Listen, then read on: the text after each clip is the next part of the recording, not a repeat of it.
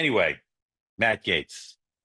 I have said, many of you heard me say, the only thing harder than running against Donald Trump in an election is covering him as a journalist. And when I say that, I usually mean because how to cover someone who lies and who violates norms and who's cruel and inconsistent and unpredictable, how to do that fairly. So if he tells the same lie 10 days in a row, it's hard to cover it the 10th day with the same verve and emphasis as on day one.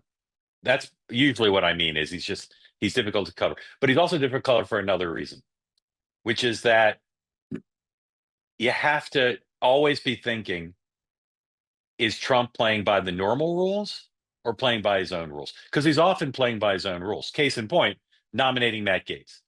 Nominating Matt Gaetz is not playing by the normal rules. To have someone who many of his colleagues didn't even know was a lawyer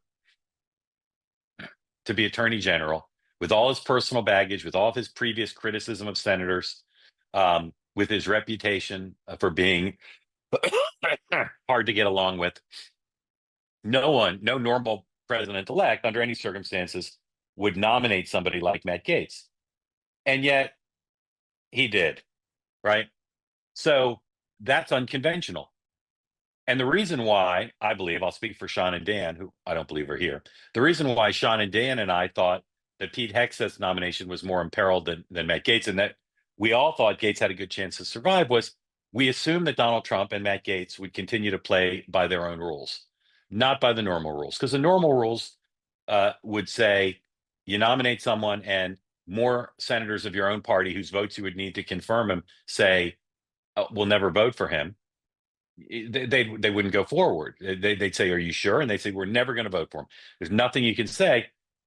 We just thought that they would defy that and get to this committee and get the votes in the committee and then get the votes on the floor.